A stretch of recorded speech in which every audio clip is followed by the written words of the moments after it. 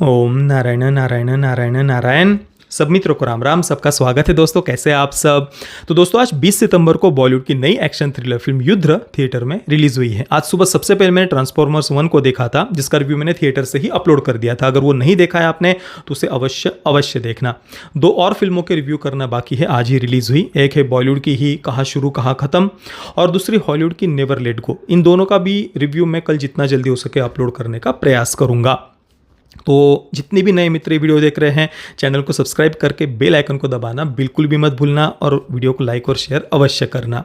तो युद्ध, इसके डायरेक्टर है रवि उद्यवार, जिन्होंने इससे पहले 2017 की मॉम नाम की फिल्म को डायरेक्ट किया हुआ है, जिसमें श्रीदेवी, अक्षय खन्ना, नवाजुद्दीन सिद्दीकी आदि आदि मुख्य भूमिका में थे। मतलब 7 वर्षों के बाद में उनकी कोई फिल्म आई है। युद्ध के को प्रोड्यूसर है फरहान अख्तर, जिन्होंने इस फिल्म के कुछ डायलॉग्स भी लिखे हुए हैं। सिद्धांत चतुर्वेदी, मालविका मोहनन, राज अर्जुन, राम कपूर, गजराज राव आदि आदि इस फिल्म में मुख्य भूमिका में है। 2 घंटे और 21 मिनट की ये फिल्म है युद्ध। देखिए, कुछ कुछ फिल्में ऐसी होती है ना, जिन्हें देखना शुरू करने के 4-5 मिनट के अंदर ही आपको ऐसा लगा होगा कभी ना कभी कि भाई ये मैंने क्या शुरू कर दिया, ये या फिर ये क्या देखने आ गया मैं, अब इस चीज़ को मैं अगले 2-2.5 घंटे तक कैसे झेलूंगा। कभी ना कभी तो आपको ऐसा लगा ही होगा। अब चलो, घर पर OTT पर हम कुछ देख रहे होते हैं तो पसंद नहीं आया तो हम बदल सकते हैं, चलो यार ये कुछ ठीक नहीं लग रहा, बदल देते हैं।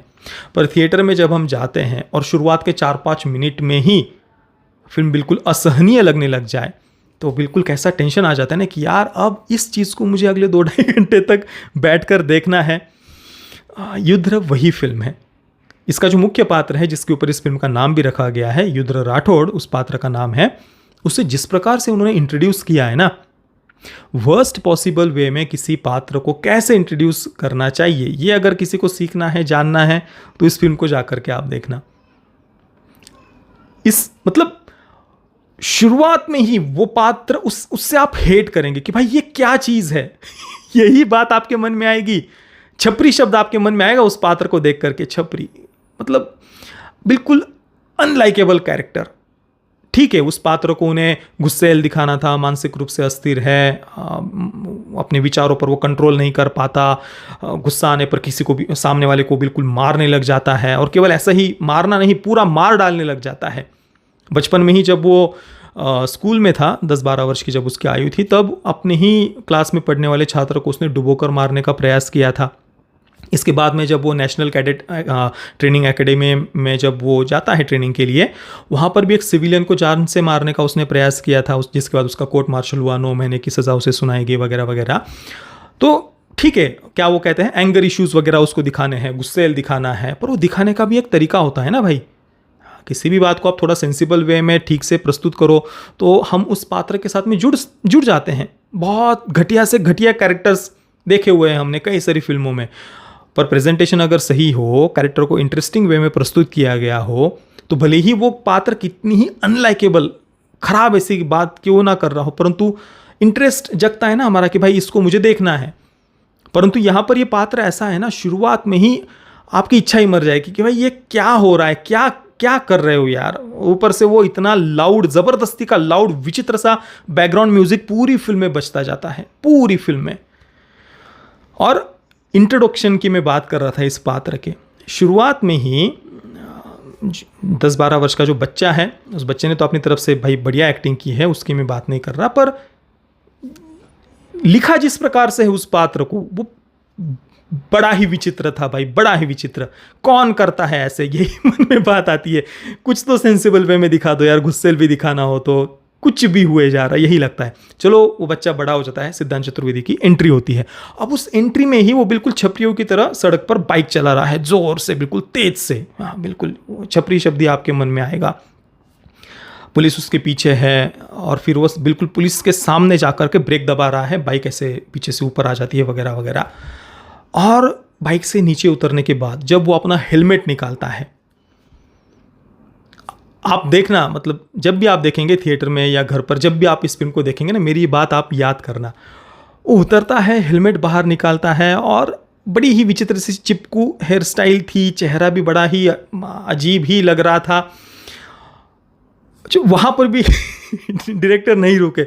उसके बाद वो लॉलीपॉप निकालता है अपने पैकेट जहाँ से भी वो निकालता है और ऐसे मुंह में डालकर बड़ा ही अजीब, भाई मैं नहीं कर पाऊंगा बड़ा ही अजीब सा वो पोज देता है वहाँ पर।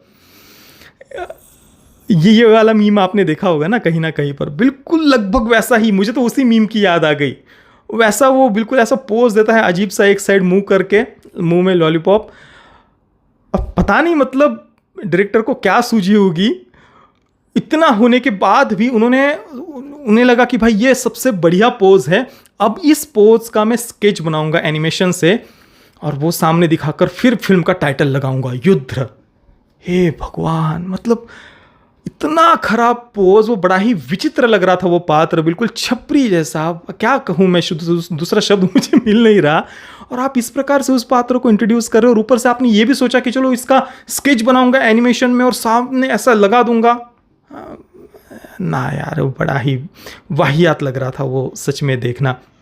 सोचिए इस प्रकार से इस पात्र को इंट्रोड्यूस कराया गया है और इसके बाद भी उसकी उटपटांग हरकतें खत्म नहीं हो रही, उसके बाद भी वो ऐसे ही उटपटांग हरकतें कर रहा है। ना कुछ बोलने का ढंग है, कहीं पर भी कुछ बोले जा रहा है, किसी को भी कुछ भी जवाब दे रहा है, ना कुछ भी सेंसिबल नहीं। गुस्सेल भी दिखाना होता है ना, किसी पात्र को दिखाने का तरीका होता है भाई, ये ऐसे नहीं, आप लिटरली हेट करेंगे उस पात्र से। चलो ये फिर इस प्रकार का ये पात्र है, उसे उसूलों के पक्के ईमानदार जो एक रहमान चाचा का पात्र है, वो उसे एक अंडरकवर ऑपरेशन पर भेजते हैं। फिरोज़ नाम का एक ड्रग डीलर होता है, उसका ड्रग कार्टेल कुछ उनको पकड़ना होता है, उसके लिए एक अंडरकवर एजेंट बना करके युद्ध को भेजा जाता है। बाद में फिर युद्ध को पता चलता है कि भाई फिरोज़ तो बस एक प्यादा है, मेन विलन तो कोई और ही है। तो जो टिपिकल सी बॉलीवुड की फिल्में होती है ना, बिल्कुल वही सारी टिपिकल सी बातें आपको इस फिल्म में देखने को मिलेंगी। और बाकी जो एक ज़बरदस्ती की लव स्टोरी उन्होंने डाली है ना, वो लव स्टोरी तो ये जो कुछ भी बातें मैंने बताई आपको, उससे भी ज़्यादा क्रिंज थी, झेला ही नहीं जा रहा था सीरियसली। जिस प्रकार से वो शुरुआत में एक दूसरे के साथ में मिलते हैं, जो बातें करते हैं, उसके बाद भी एक क्लब में सॉन्ग है, वो सॉन्ग भी इतना अजीब था, वो सुनने की इच्छा ही नहीं होती। बैकग्राउंड म्यूजिक तो पूरी ही फिल्म में ज़बरदस्ती का लाउड और कुछ भी बजाते जा रहे हो ऐसे ही लग रहा था। भाई एक्शन फिल्म भी बनानी है तो ढंग की बनाओ यार कुछ।